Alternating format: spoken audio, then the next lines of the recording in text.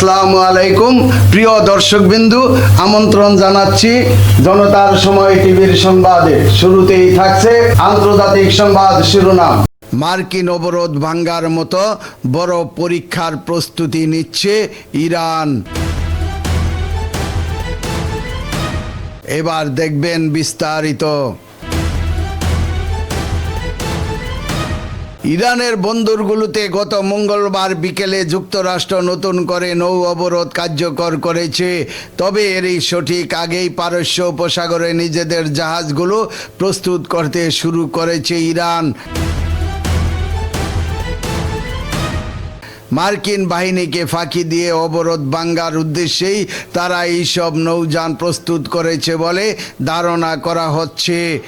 সামুদ্রিক নিরাপত্তা বিষয়ক তথ্য সরবরাহকারী প্রতিষ্ঠান উইন্ড ওয়ার্ল্ড ইন্টেলিজেন্স একটি হিসাব দিয়েছে। তাদের তথ্য অনুযায়ী হরমুজ প্রণালীতে ইরানের 23টি জাহাজ সন্দেহজনকভাবে চলাচল করছে। এইসব জাহাজ ভুয়া পতাকা ব্যবহার করছে। সম্প্রতি তারা নিজেদের অবস্থান শনাক্তকারী যন্ত্র বা ট্রান্সপন্ডারও বন্ধ করে দিয়েছে। মূলত নৌ বাণিজ্য খাতে পরিচিত ড্রাক ভেসেল বা শ্যাডো ফিল্ড এর মতো আচরণ করছে এই সব নৌযান। উদাহরণ হিসাবে উইন্ড ওয়ার্ল্ডের নজরদারিতে থাকা একটি ইরানি ট্যাঙ্কারের কথা বলা যায়। এটি একটি ঘোরানো পথ ধরে এগুচ্ছে। জাহাজটি প্রথমে ইরানের প্রধান তৈল কেন্দ্র খারক দ্বীপ থেকে অপরিশোধিত তৈল বোঝাই করে। এরপর সেটি সরাসরি গন্তব্য না গিয়ে ইরাকের বসরা অয়েল টার্মিনাল হয়ে চীনের দিকে অগ্রসর হচ্ছে। উইন্ড ওয়ার্ল্ড বলছে, তেলের আসল উৎস গোপন রাখতে ইরান সাধারণত এই কৌশলেই ব্যবহার করে।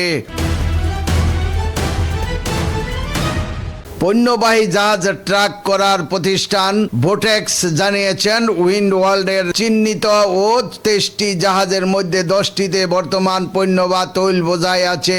এগুলি অবরোধ ভাঙ্গার কাজে ব্যবহার হতে পারে। বাকি 13টি জাহাজ এখনো খালি।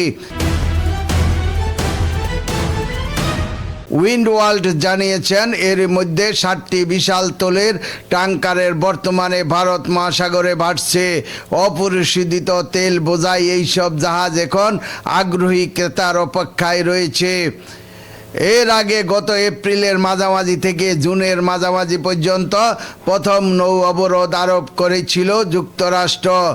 এটি হরমুজ প্রণালী দিয়ে ইরানের আমদানি রপ্তানি খানিকটা সীমিত করতে পারলেও পুরোপুরি সফল হয়নি। ইউএস এনার্জি ইনফরমেশন অ্যাডমিনিস্ট্রেশনের EIA মতে ইরান তার মোট রাজস্বের প্রায় 50% আয় করে তৈল বিক্রি থেকে। এই ক্ষেত্রে তাদের বড় ক্রেতা চীন। EIA জানায়, মার্কিন নিষেধাজ্ঞা সত্ত্বেও ইরানের মোট রপ্তানি করা তৈলের প্রায় 80%ই কেনে চীন। প্রিয় দর্শকবিন্দু, আজকের প্রতিবেদন এই পর্যন্তই শেষ করছি। আমি মনসুর রহমান পাশা, জনতার সময় টিভি। আল্লাহ হাফেজ।